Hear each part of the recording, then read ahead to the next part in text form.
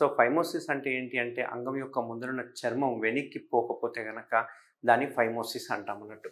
So ఇది అంగం అనుకోండి. అంగం ముందల చర్మం ఏదైతే ఉందో మనకు మామూలుగా ఫ్రంట్ చర్మం స్ట్రెయిట్ ఉంటుంది. కింద చర్మం ఇక్కడ అటాచ్ అయ్యి ఈ రకంగా ఉంటుంది. ఈ అటాచ్‌మెంట్‌నే మనము ఫ్రెన్యులమ్ అని చెప్పి అంటుంటాం అన్నట్టు. సో ఈ ముందరున్న చర్మం ఏదైతే ఉందో ఫ్రీగా మూవ్ అవ్వాలి. అప్ టు ఇక్కడ వరకు ఫ్రీగా మూవ్ అవ్వాలి. బట్ చాలామందికి ఏమవుతుందంటే టైట్‌గా మూవ్ అవుతుంది. కొందరికి ఈడి వరకే మూవ్ అవుతుంది. కొందరికి ఇక్కడ వరకే మూవ్ అవుతుంది. కొందరికి వస్తుంది కానీ బాగా టైట్‌గా వస్తుంది.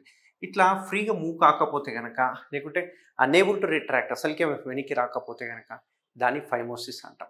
ఇదే ఫైమోసిస్ గనక షుగర్ పేషెంట్‌ల గనక వస్తే గనక దాన్ని బెలనైటిస్ అని, బెలనోపాస్టైటిస్ అని అంటుంటాం. ఈ షుగర్ పేషెంట్‌లో ఏమవుతుందంటే ఈ స్కిన్ ఏదైతే ఉందో మంచిగానే ఉంటది ఫస్ట్. బట్ ఎప్పుడైతే డయాబెటిస్ అటాక్ అయ్యిందో, డయాబెటిస్ అటాక్ అయ్యాక చర్మం అంతా థిక్ అయిపోతుంటుంది. మందంగా తయారైపోతుంది. దీనివల్ల ఎంత లాగినా వెనక్కి రాదు. వెనక్కి రాకపోవడమే కాకుండా అక్కడ చిట్లిపోతూ ఉంటుంది. దీన్ని బెలనైటిస్ అని, బెలనోపాస్టైటిస్ అని అంటుంటారన్నట్టు. సో ఇట్లా ఫైమోసిస్, బెలనైటిస్, బెలనోపాస్టైటిస్ ఉన్న వాళ్ళకి లోపల క్లీన్ చేసుకోవడానికి రాదు.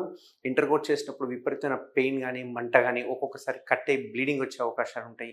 కొన్నిసార్లు వెనక్కొచ్చి మళ్ళీ ముందలకి రాదు. అట్లాంటిది డేంజర్ అంటూ. దీన్నే పారాఫైమోసిస్ అంటుంటాం అన్నట్టు. సో ఈ రకమైన ప్రాబ్లమ్ స్టార్ట్ అవుతుంటుంది. వెరీ రేర్‌గా కొందరికి 3-8% చూసుకుంటే గనక క్యాన్సర్స్ కూడా వచ్చే అవకాశాలు ఉంటాయి. అంతేకాకుండా ఎప్పుడైతే ఈ స్కిన్ ఉంటే గనక మనకి సెక్షువల్ ట్రాన్స్మిటెడ్ డిసీజ్‌లు కూడా ఎక్కువగా వచ్చే అవకాశాలు ఉంటాయి. మేబీ హ్యూమన్ పాపిల్లోమా వైరస్ కావచ్చు, హెర్పిస్ సింప్లెక్స్ కావచ్చు, షాంక్రైడ్, సిఫిలిసు ఇట్లాంటివన్నీ చాలా డిసీజులు ఉంటాయి. ఈ డిసీజులన్నీ కూడా వచ్చే అవకాశాలు ఉంటాయి. కాబట్టి బెటర్ ఏంది అంటే ఎప్పుడైనా గనక ఆ ముందరున్న చర్మాన్ని తీసేసుకోవడం అన్నట్టు. సో ఆ ముందరున్న చర్మాన్ని తీసే టెక్నిక్ ఏదైతే ఉందో అందరూ చేసేది ఓపెన్ టెక్నిక్ అన్నట్టు. అంటే కోత టెక్నిక్. అక్కడ వాళ్ళు ఏం చేస్తారు సిజర్‌తో కట్ చేసి కుట్లేస్తూ ఉంటారు.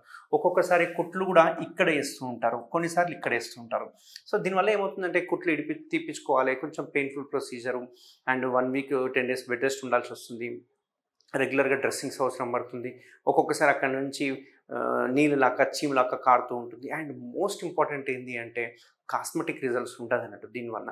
అండ్ మనం ఎక్కువ కట్ చేసామనుకోండి, ఒక్కొక్క డాక్టర్ ఒకలాగా కట్ చేస్తుంటారు. కొంచెం ఎక్కువ కట్ చేసామనుకోండి, ఎరెక్షన్‌కి స్కిన్ తక్కువ పడిపోతుంది. ఈ ప్రాబ్లమ్స్ అన్నీ ఉంటాయన్నట్టు. బట్ మనం చేసే ఆపరేషన్ ఏదైతే ఉందో